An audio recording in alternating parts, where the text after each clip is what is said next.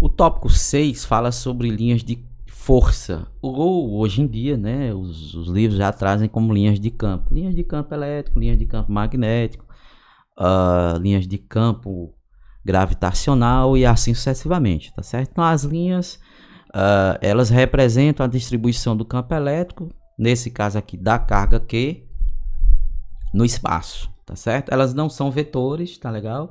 Você precisa dos vetores, né, para construir as linhas de campo, mas elas não são vetores.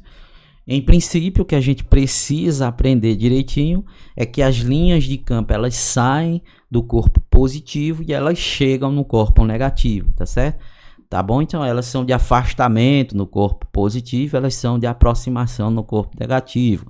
Tem questões de vestibular, né?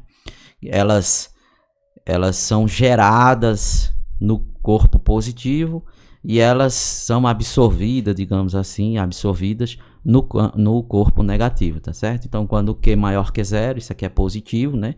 As linhas estão saindo de Q.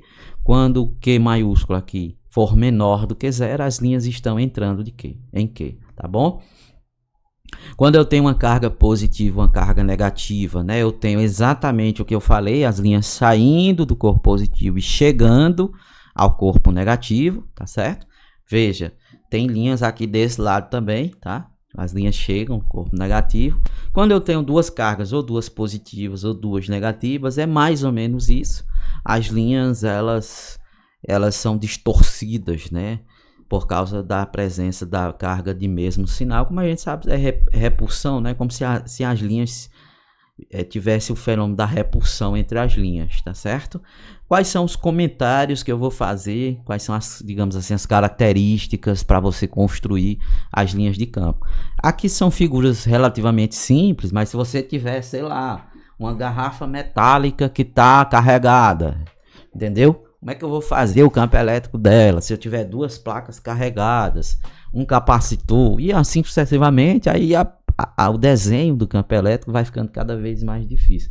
Lembrando que isso aqui é em 3 dimensões, né? Só não vamos esquecer que isso é em 3 dimensões, tá certo? Então, quais são os comentários, né? Comentário número 1, o campo elétrico é tangente em cada ponto da linha. Então, nesse ponto aqui que eu coloquei, ó, nesse pontinho aqui, o campo elétrico, o vetor campo elétrico só toca em um único ponto. Neste daqui, o vetor, você desenha o vetor campo elétrico e só toca em um único ponto. Professor, não entendi direito. Então vou desenhar melhor ainda. Se por acaso, né, digamos, sei lá, eu quero esse ponto aqui. Para onde é que vai o campo elétrico? Se por acaso o campo elétrico fizesse isso aqui, ó, eu desenhei mal desenhado, mas se por acaso ele fizesse isso aqui, nesse ponto aqui, ó, ele tocasse nesse ponto e também tocasse nesse ponto aqui, aí não seria um campo elétrico tangente à trajetória da linha, tá bom? Seria um campo elétrico secante, né? Poderia tocar em 3 pontos e assim sucessivamente, certo? A ideia é que ele toque em apenas um único ponto, tá bom? Da linha. Então, quando a pessoa vai construir o campo elétrico, a linha de campo, no caso, né, vai desenhar a linha de campo, ela é desenhada de tal forma que o campo elétrico só toca em um único ponto da linha, né, em um único ponto da curva, tá bom? Quanto mais próximas, maior a intensidade do campo elétrico, ou seja, numa região em que a densidade das linhas de campo é maior, como essa região aqui, ó, se você olhar, elas estão mais próximas umas das outras. Significa dizer que neste ponto B aqui, o campo elétrico é maior do que o campo elétrico no ponto A. Questão, inclusive, que já caiu em vestibular, né? Questão assim, tá bom? Esse ponto B aqui, como as linhas de campo estão mais próximas entre si, o campo elétrico é maior, né? É uma forma, gente, de representar, é uma forma diferente de falar sobre o campo elétrico sem colocar equações, né? Quando você coloca equações, você diz, não, é como se... Deixa eu entender o comentário. É como se aqui, se você parar para pensar, é como se a carga tivesse por aqui, ó, uma carga negativa, por exemplo, né? Aí como o ponto B está mais próximo da carga negativa, o campo dele é maior do que o campo de A, certo? É mais ou menos isso. É claro que esse desvio aí das linhas de campo pode acontecer por causa de uma outra carga, né?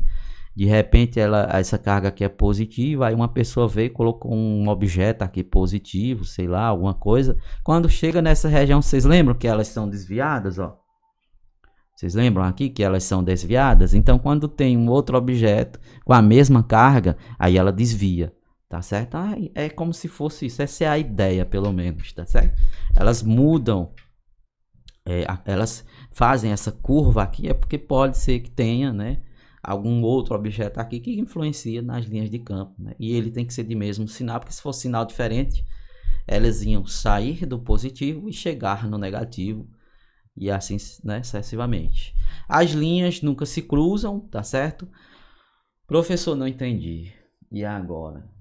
Por que é que elas nunca se cruzam, né? Se você olhar aqui, ó, uma é criada na outra, mas você não tem essa linha tocando nessa, cruzando essa, por exemplo, a linha desse cruzando a linha do positivo e assim sucessivamente.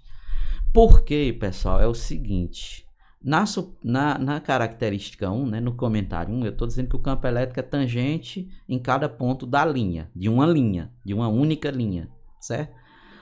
Então vamos lá, vamos chamar essa linha de 1, essa linha de 2, tá bom? Vamos fazer de vermelho, só para tentar ver melhor. O campo elétrico de 1, nesse ponto aqui, onde elas se cruzam, é para cá, ó. Pronto. Aí eu vou e desenho o campo elétrico 1. Tudo bem? Vamos supor que essa seja positiva, né? E essa aqui é positiva para cá. O campo elétrico de 2, nesse ponto, é para cá, certo? Tá bom? Não é isso? A gente já sabe, né? Ó, ele é saindo. Então, o campo elétrico é saindo, né? É saindo de 2. Como se aqui tivesse uma carga, aqui tivesse outra, tá certo? Olha, nesse ponto aqui de interseção, quando você faz a soma vetorial, o campo elétrico dá para cá, ó, mais ou menos, certo? É um vetor que nem é na direção de E1, nem é na direção de E2. Então, se eu fizer isso, a minha suposição 1 para a construção da linha de campo é quebrada, porque eu vou ter um ponto, certo? Um ponto onde o campo elétrico não é mais tangente a uma linha nem a outra. Ele simplesmente, nesse caso aqui, como se fosse até quase perpendicular às duas, né? Não existe isso, tá certo? Então, para que não exista isso, geralmente as linhas de campo, na verdade, a natureza já faz, né, linhas de campo de qualquer objeto carregado nunca se cruzarem, tá bom? O que a gente faz aqui é tentar representar, na verdade, a própria natureza, né? Deixa eu apagar, pronto. A própria natureza, tá? Vamos pro próximo. Vou lá para resolver as questões, resolver todas as